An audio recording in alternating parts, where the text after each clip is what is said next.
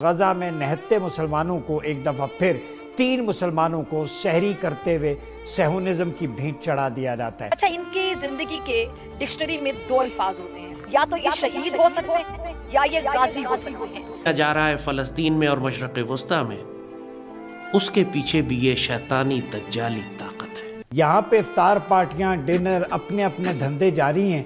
गजा जो कब्रिस्तान बन चुका है, राख का ढेर बन चुका है। हम बार बार आवाज़ उठाते हैं और उठाते रहेंगे, क्योंकि रोज़े हश्र हमसे हिसाब होगा। हम हलाकू खान के बारे में या चंगेज़ खान के बारे में बात नहीं कर रहे, हम आज के बरतानिया के बारे में बात कर रहे हैं, ब्रिटेन।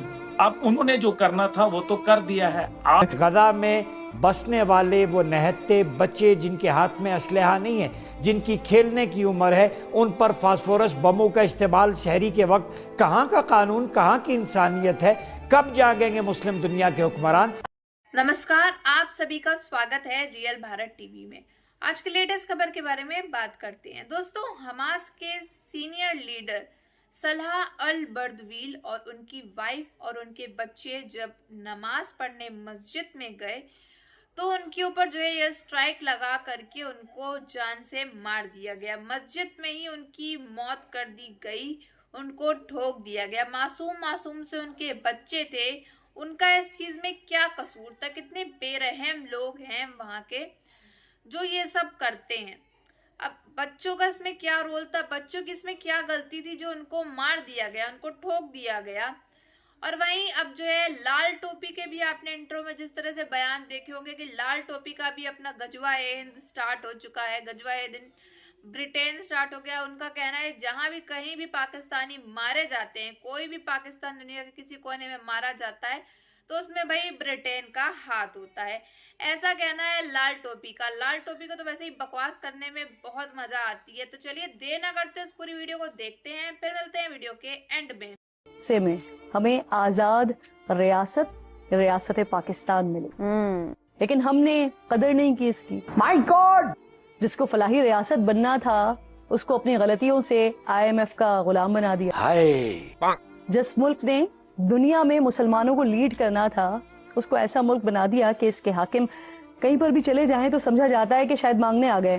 मैं आया हूं तो आप समझेंगे शायद ये मांगने आया है। मैं मांगने नहीं आया, लेकिन मजबूरी है। तो हम आपका तारुफ पाकिस्तान के एक बदतरीन दुश्मन से करवाएंगे। क़याम पाकिस्तान से लेकर आज तक वो दुश्मन पाकिस्तानी मुसलमानों का खून बहा रहा है, और आज भी पाकिस्तान में जो दहशतगर्दी हो रही है, चाहे वो अस्करी हो या अबलागी या सियासी, उसके पीछे आपको यही नापाक शैतानी ताकत मिलेगी। जो हकीकत यह है कि सिर्फ पाकिस्तान की दुश्मन नहीं है। अमेरिका इस टाइम पे जो है वो जिस तरीके से, मुझे बड़ा अच्छा इन्होंने जो फ्रेज इस्तेमाल किया हमारे भाई ने, ये बिल्कुल दुरुस्त है कि वो एक ऑक्युपाइड उनकी पार्लियामेंट है और Israeli occupied, Jewish occupied parliament है। तो हमें ये देखना है कि अब हम क्या करें। अब उन्होंने जो करना था वो तो कर दिया है। आप इस टाइम पे अगर खामोशी से रहेंगे तो यकीन मानिए एक एक करके तोड़े जाएंगे, एक एक मुल्क वो लेंगे, एक एक मुल्क को जो है वो काटेंगे और पाकिस्तान की बारी जरूर आएगी। साल से इसने जो कत्लो गारत मचाया हुआ है, जो इसने माशी इस्तेहसाल किया है, जो इसने पूरी तहजीबें तबाह कर दी हैं और इंसानों को हलाक किया है, इसकी मिसाल इंसानी तारीख में नहीं मिलती। इंसानी तारीख की यह सबसे सफाक, सबसे जालिम, सबसे दहशतगर्द तहजीब और दहशतगर्द मुल्क है।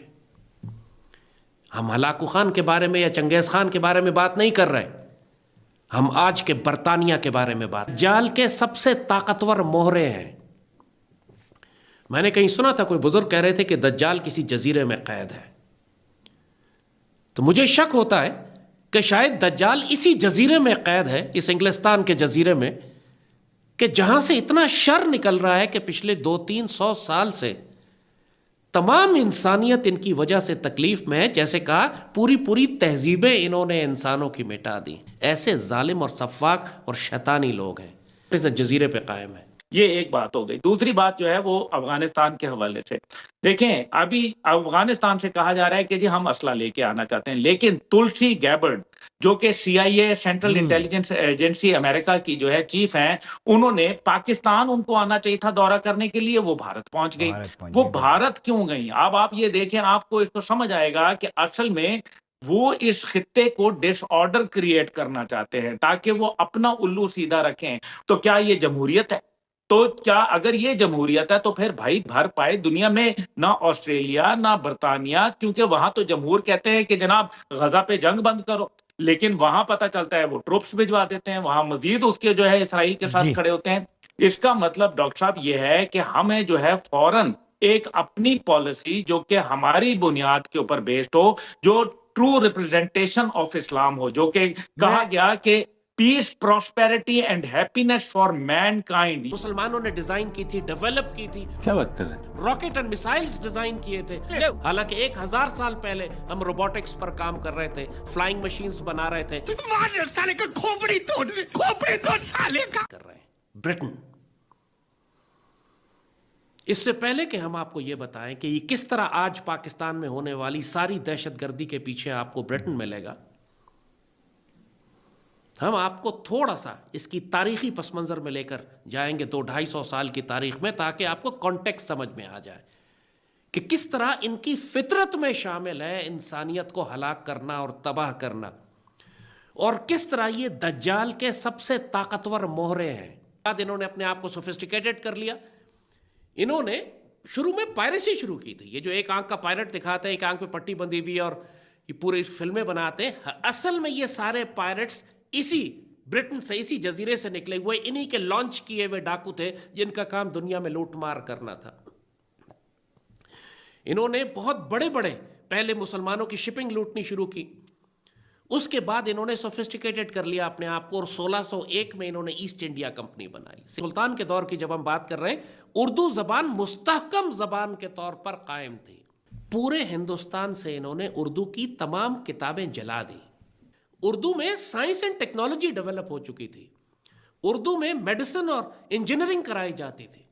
कुछ किताबें जो थी काम की, जो साइंटिफिक और टेक्निकल इन्वेंशंस की थी, रॉकेटरी के ऊपर थी, मिसाइल टेक्नोलॉजी पे थी। आपको मालूम है ना, टीपू सुल्तान ने दुनिया का सबसे पहला बैटलफील्ड रॉकेट और मिसाइल इजाद किया था। टीपू सुल्तान इनके खिलाफ, अंग्रेजों के खिलाफ अपनी रॉकेट आर्टिलरी इस्तेमाल करते थे। हकीकत है, अब मुसलमान वो इतनी बड़ी जो साइंस एंड टेक्नोलॉजी डेवलप कर रहे थे, वो घास खा के तो नहीं कर रहे थे। जाहिर है उसकी बुनियाद जदीद साइंस के ऊपर रखी हुई थी मुसलमानों ने, कि मुसलमान तहजीब को जाते हैं, उसकी जड़ें काट देते हैं, खत्म कर देते हैं, ये साबित करते हैं जैसे मुसलमानों ने तो कुछ काम ही नहीं किया। हालांकि 1000 साल पहले हम रोबोटिक्स पर काम कर रहे थे, फ्लाइंग मशीन्स बना रहे थे, algorithms and mathematics and trigonometry and geometry पर काम हो रहा था, एस्ट्रोलॉब्स और एस्ट्रोनॉमी डिजाइन की जा रही थी। 1000 साल पहले हमने मैकेनिकल GPS सिस्टम्स बना लिए थे। भारत ने अचानक लाहौर पर हमला कर दिया था, और जाहिर बहुत टेंस सूरत हाल थी पूरी। जाहिर उस जमाने में टेलीविजन इतना आम नहीं, टेलीविजन तो था ही नहीं, इंटरनेट वगैरह का सवाल नहीं था, रेडियो हुआ करता था, खबरें आहिस्ता ट्रैवल करती थी। तो पूरी दुनिया में सस्पेंस था कि लाहौर का क्या हाल है, भारत ने हमला कर दिया। वो तो कहते थे सुबह 11 बजे जिमखाना में जाके शराब पियेंगे हम। पाकिस्तान सरधड़ की बाजी लगाया हुआ था लाहौर बचाने के लिए। ऐसे में BBC ने खबर चला दी कि लाहौर भारतीय फौजों के कब्जे में चला गया। जैसा कि आप सभी ने देखा कि किस तरह से लाल टोपी अपना गज़वे हिंद के बारे में बात कर रहे हैं, फिलिस्तीन के बारे में बात कर रहे हैं। अब जो लाल टोपी है वो बहुत ही बकवास किया करता है, जैसा कि आप जानते हो, फुल्ली एंटरटेन किया करता है भारत के लोगों को। खास तौर पे मेन बात तो यही है, असली मुद्दा तो यही है कि लाल टोपी जो भी करता है वो बकवास करता है। उसने कहा है कि भाई दुनिया भर में सबसे पहले रॉकेट्स जो है वो हमारे यहाँ बने थे, पाकिस्तानियों ने बनाए थे। पाकिस्तान को लेकर ये बड़ी बड़ी हांके डींगे मारा करता है, लेकिन पाकिस्तानियों की क्या असलियत है ये बहुत अच्छे से ये भी जानता है। लेकिन भाई करना इसको पाकिस्तान की तारीफ करना होता है। एक तरह से लाल टोपी को कहा जाता है पाकिस्तान का एक वकील है, जो पाकिस्तान के खिलाफ लड़ा करता है, केस लड़ा करता है, भारत से लड़ा करता है। अब जो है इजराइल ने भी वो 400 लोग जो है एयर स्ट्राइक करके गजवा करके मार दिए थे। तो अब इजराइल से भी एक तरह से बुरा अटैक उस पर करके इसने जो है हमास के लीडर, सीनियर लीडर की फैमिली को पूरा ठोक दिया, एयर स्ट्राइक करके उनकी जान ले ली गई है, मासूम से बच्चों का। लेकिन इसमें क्या दोष था जो मासूम से बच्चों को मार दिया गया है। और वहीं दूसरी तरफ जो है लाल टोपी के बयान और लाल टोपी का कहना है इसमें ब्रिटेन का हाथ है। ब्रिटेन के नारे लगा रहा, बैठ के ब्रिटेन के बारे में बातें कर रहा है। अब जो है गजवा इन ब्रिटेन स्टार्ट होने वाला है। तो लाल टोपी जो है उसका कहना है कहीं भी दुनिया भर में कितने भी लोग पाकिस्तानी मारे जा रहे हो तो उसमें ब्रिटेन का हाथ है। तो अब गजवा इन ब्रिटेन चालू होने वाला है दोस्तों।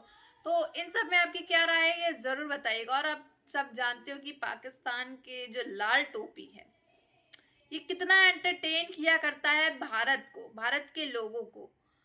काफी ज्यादा हंसी आती है इसकी बातें देख देख कर के पूरे दुनिया भर के लोगों को। यहाँ तक कि कुछ पाकिस्तानी भी इनकी बात पर हंसते हैं क्योंकि इनका कहना है सबसे पहले मिनरल्स हमारे आए, सबसे पहले रॉकेट हमने बनाए, सबसे ज्यादा दुनिया में सबसे बड़ा देश, सबसे बड़ा मुल्क कौन है? पाकिस्तान है। तो भाई ऐसी ऐसी बातें किया करता है कि लोग इतना हंसते हैं इसके ऊपर कि पूछने को नहीं। फुल्ली एंटरटेनमेंट पटाखा धमाका है ये लाल टोपी। तो इन सब में आपकी क्या राय है ये जरूर बताइएगा। अगर आपको हमारी वीडियो अच्छी लगी हो तो like share and comment and subscribe please.